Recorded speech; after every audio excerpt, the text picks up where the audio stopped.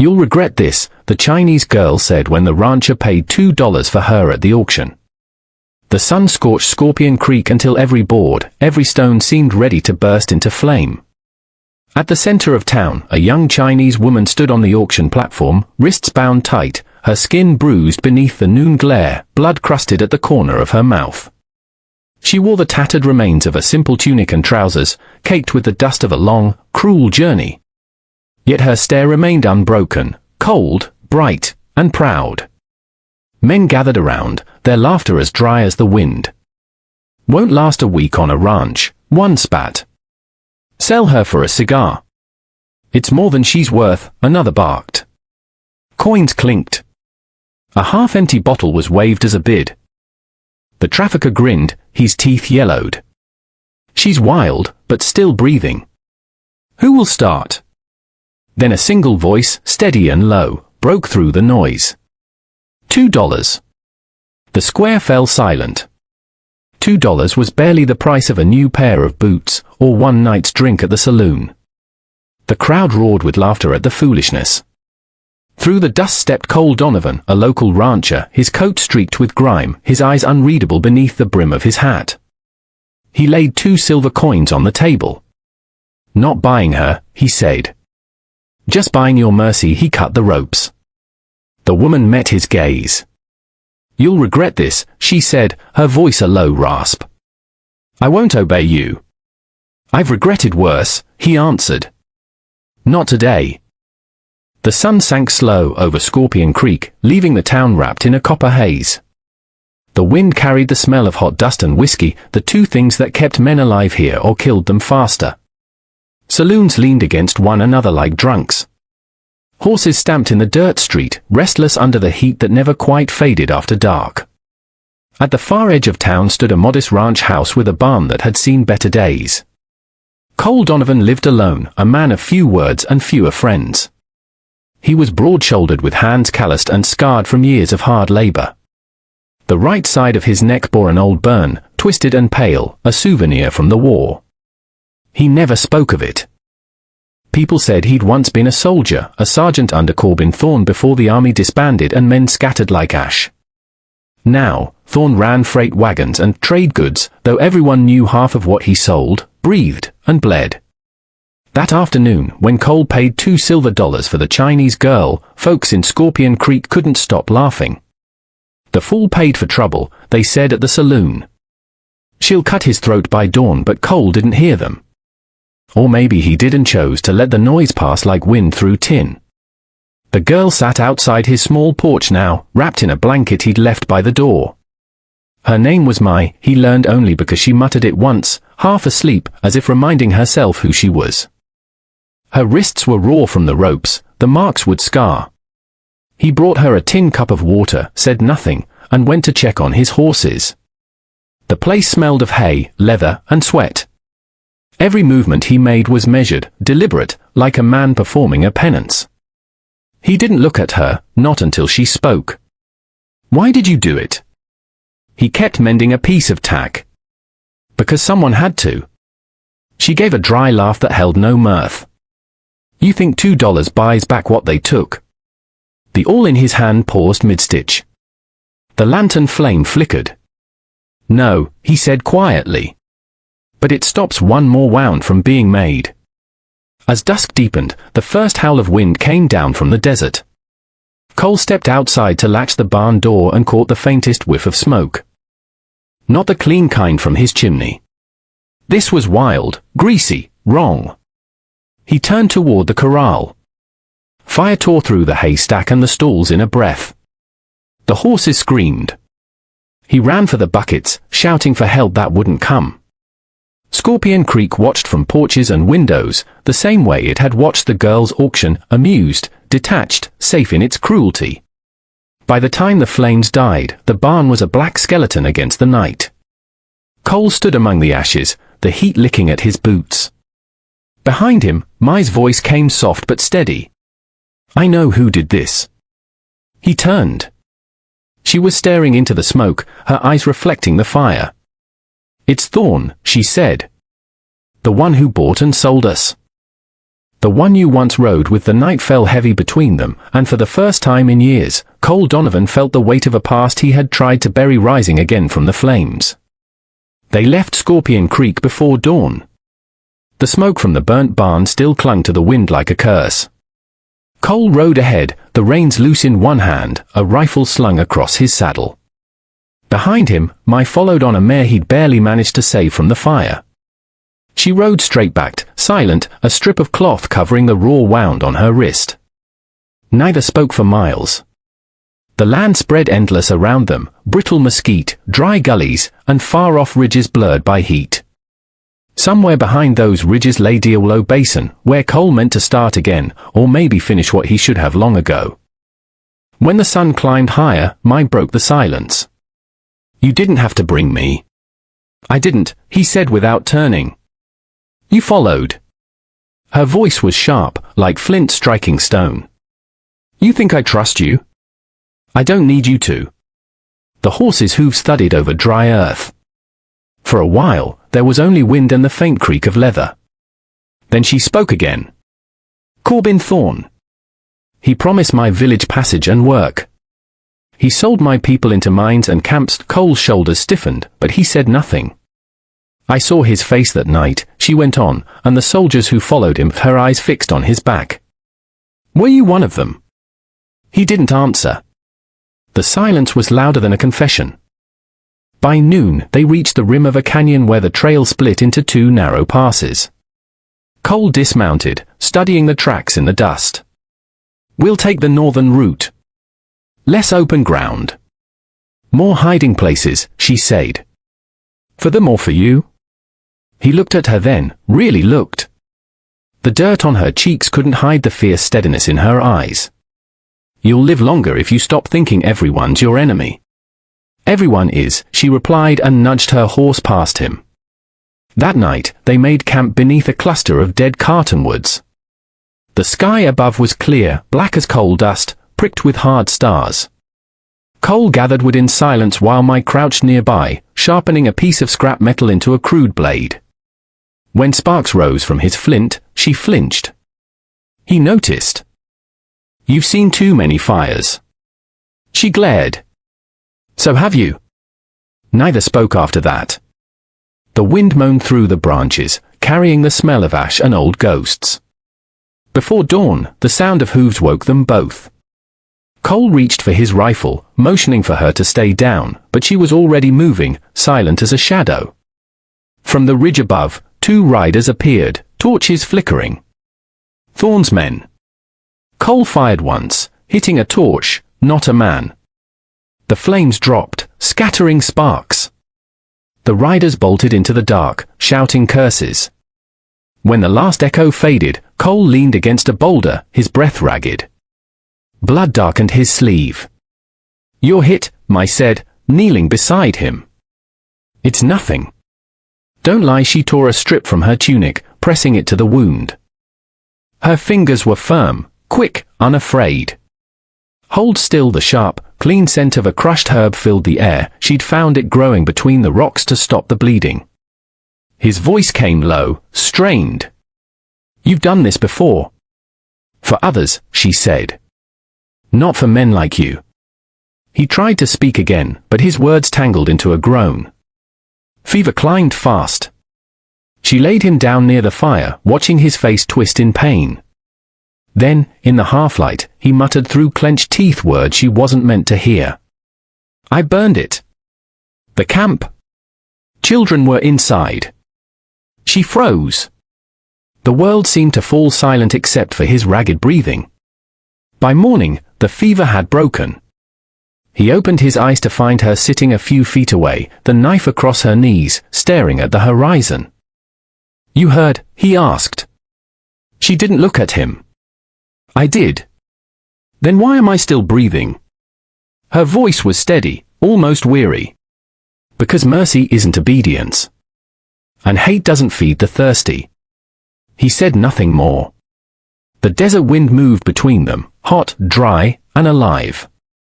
That day, when they rode on, she no longer followed 10 paces behind. She rode beside him. The trail carried them deeper into Diawolo Basin, where the land shimmered like hammered copper beneath the heat. Days blurred together, dusk by daylight, cold by night. Yet between the stretches of silence, something fragile began to form. An unspoken rhythm. A quiet endurance shared by two people who had run out of places to hide. Robert rarely spoke unless he needed to. He rode with a careful, controlled precision, a man afraid of sudden things. Mai moved differently, alert and fluid, her eyes scanning the horizon like a hawk. One morning, while he mended a broken rein, she crouched nearby, watching his hands. "You work like you're praying," she said. He didn't glance up. "Maybe I am." "To who?" He paused. "Not sure he listens anymore." She smiled faintly, not in mockery, but in recognition. "Then you understand the gods I know." Their voices faded into the hum of the desert. The world around them was vast but no longer empty. At dusk, they reached a dry arroyo where faint water trickled beneath the sand. Cole dug a shallow pit, coaxing out a slow seep of brown water. Mai crouched beside him, letting the cool mud soothe her wrists. "You could have left me," she said suddenly. "I tried," he admitted. "Then why didn't you?" He met her gaze, steady and tired. "Because when you look at me, I see everything I ran from." She studied him for a long moment, then turned away. "That's not a good reason." "It's the truth," he said. 2 days later, they crossed a stretch of salt flats that glowed white under the sun. Cole's sleeve was stiff with dried blood, his wound healing slowly. Mai insisted on cleaning it each night, her hand steady even when his breath hissed through his teeth. "Your people taught you this?" he asked once. "Yes," she said. "Before they were scattered." He watched her wrap the bandage with careful precision. "You were a healer." Her eyes flickered. "I was a daughter, that was all," she said. By the 4th night, they reached the foothills of the Serpent Spine Mountains. The air was cooler here, the rocks turning black and jagged under the moonlight. Cole slowed his horse as they approached the broken ruins of an old railroad camp. The crumbled shacks and rusted tracks still bore the insignia of the company he'd once served as a guard for. He stopped, staring at the collapsed mess hall. "I knew this place," Mai's voice was low. "The men who raided my settlement wore that same mark." He said nothing, only dismounted and walked to the base of a shattered signal post. His hand brushed a length of rusted chain. The sound it made was hollow, like the echo of a past that refused to die. She watched him for a long while. Then asked, "Why did you follow orders like that?" He didn't turn. "Because I was too young to know what cowardice looked like." "And now?" "Now I know it by name." Their eyes met across the ruins, heavy with truths neither could soften. They made camp in a narrow ravine. The firelight flickered over their faces, one weathered, one scarred by survival. "Do you ever sleep?" Cole asked.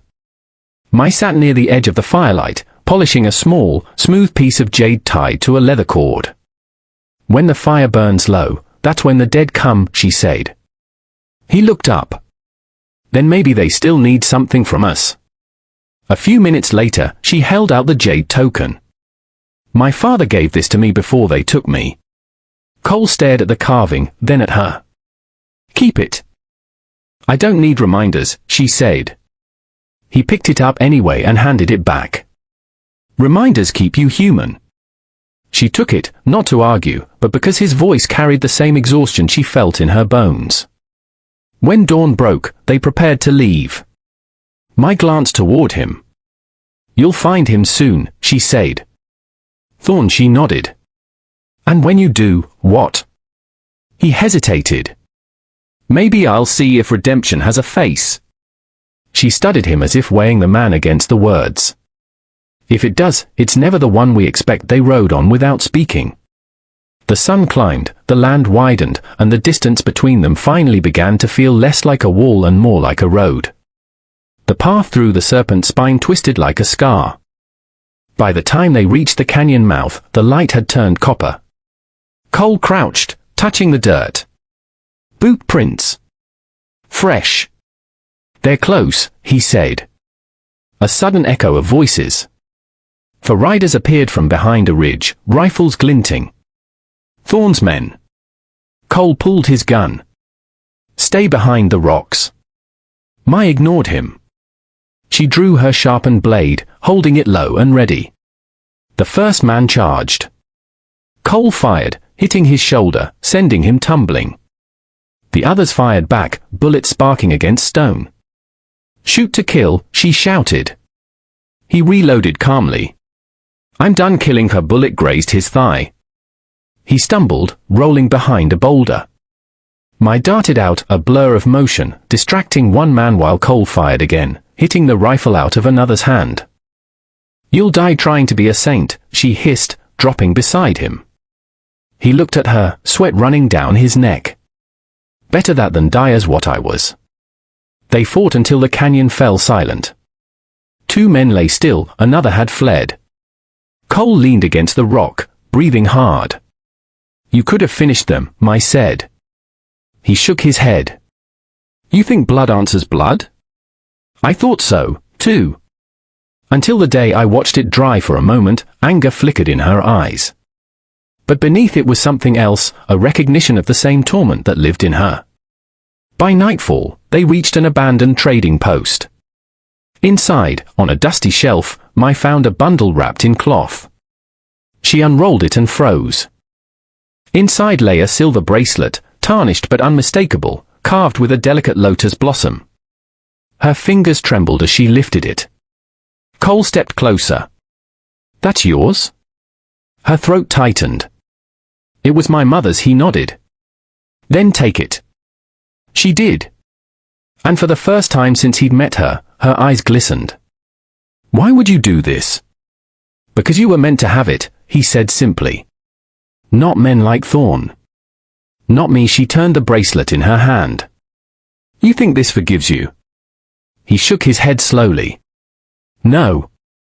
But maybe it lets me remember without lying." The following evening, Cole and Mai reached the edge of Big Bend territory. Below, hidden among the boulders, smoke rose from a cluster of shacks. Thorn's new stronghold. "He's down there," Mai watched in silence, her jaw tight. "And half a dozen men with him," Cole added. She gripped her knife. "Then we end it tonight." He caught her wrist. "No. Not like this." Her eyes flared. "You'd let him live." "I'd let you live," he said, his voice rough. "Killing him won't free you from him. It never does." She pulled away, trembling. "He took my father. Sold my mother, my brother." "I know," Cole said. "And I helped him once. But if you spill his blood, you'll carry his shadow."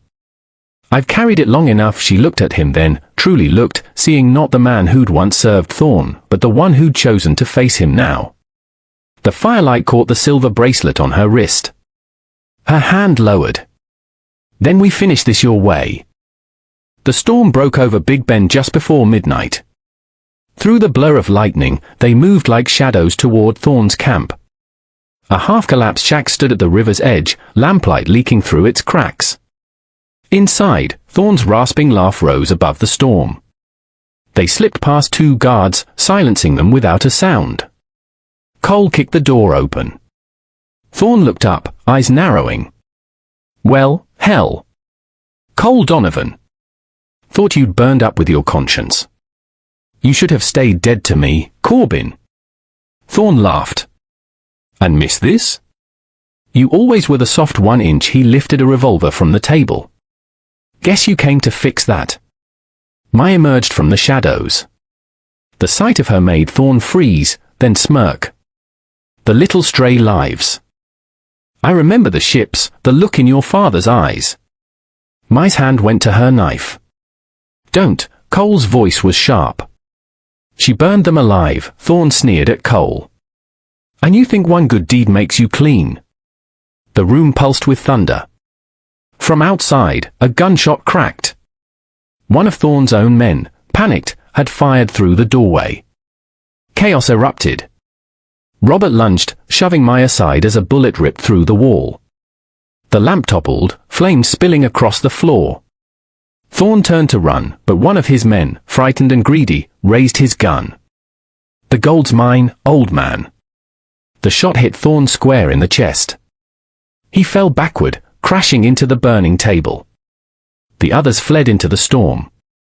Mai stood over the dying man. For a long moment, she said nothing. Then she sheathed her knife. "I won't let you take more of me," she whispered. Cole watched the flames curl around the shack. He found the ledger, a small, water-stained book beside Thorn's hand. On one page, in a faded scrawl, he saw a name, and taken to Santa Fe mission. He turned to Mai. "Your mother." She looked at the words, her expression unreadable. "She's alive." "Maybe," he said. "Or maybe this is the only proof she ever lived." Mai took the book gently. "Then we follow this trail." Cole nodded. "We will." Lightning split the sky as he pulled her from the collapsing shack, and they ran into the rain together. The road north wound through weeks of silence and sky. The desert slowly gave way to pine and thin mountain air. The mission appeared one morning through a curtain of fog. An old woman tended a small garden,